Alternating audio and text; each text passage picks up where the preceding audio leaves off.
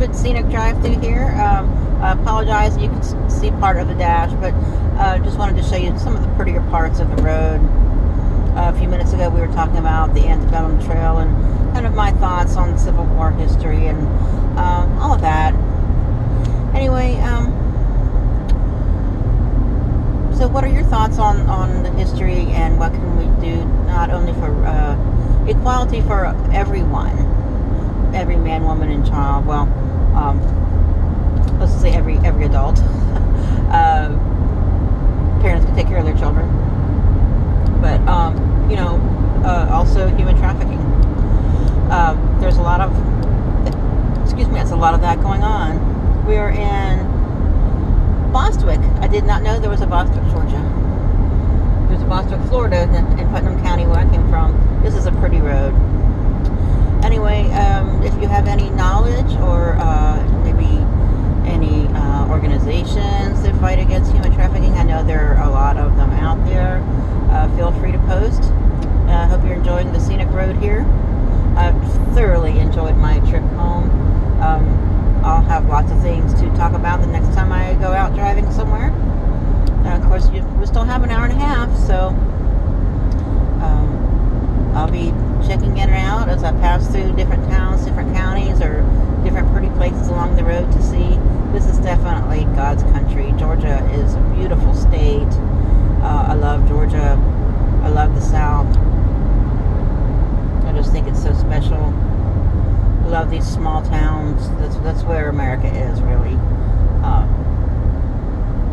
America. Well, people live in the cities too, but you know what I'm saying. I'm a country person, and I love the country. I love farms and acreage and nature. I just love it all. Animals. I love country homes. It's where a lot of people work and raise their families and live. So I really enjoy the country. Enjoy the little bit of traveling that I do get to do. Another thing, I was telling you earlier about my hobbies and interests and things like that. I was, trying to teach myself how to play the musical keyboard, but I only get so far, and then I kind of get stuck, or I just don't stay with it and practice and learn. So I need to get more advanced at that. I also have sung in a couple different praise teams with churches, but I'm not like the type of singer that you would find in a big church that has this wonderful voice. But I am a soprano, and I can sing well with others. I don't sing real well by myself. People tell me that I have a nice voice. However, I cannot sing loud. I can sing. I have a range. I can't get down really low. Some of my friends were altos, and they would call me an opera singer because, they could get lower than I could. But when the tune went up to a higher note, and I would just keep singing, and they would just be looking at me like, I can't believe she can sing that high. But I had a friend, Nancy. She could sing higher than I could.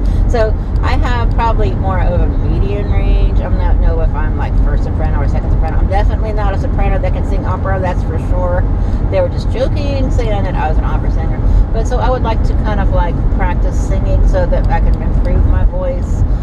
So whenever it comes time to find a new church home, that maybe I can join a praise team or a choir. Again, I love to sing praises to the Lord, and I like to lead praise and worship, but I do need to improve.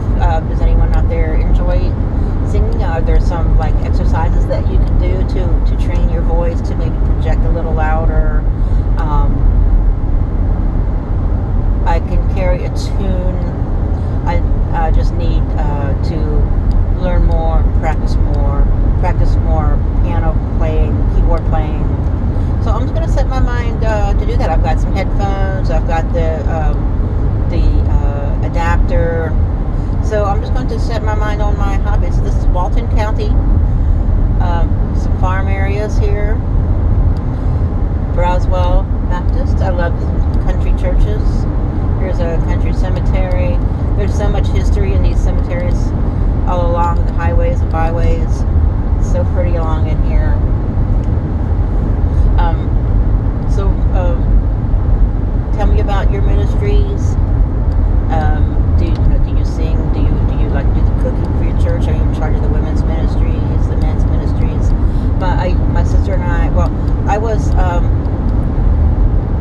vice president of the women's ministry at one church I was at, and then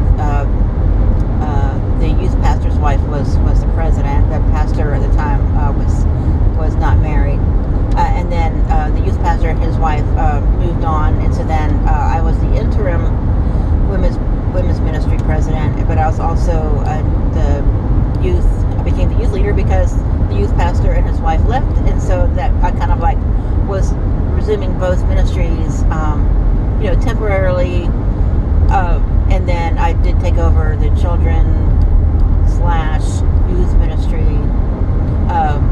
more the youth ministry. So it was a lot to do, and I was taking care of my mother too, and working full time an hour from home. But I really enjoyed it. So then I ended up moving, and so I went, and I just changed churches because it was just too far and all. So then there, my older sister Donna, and I kind of became in charge of the women's ministries.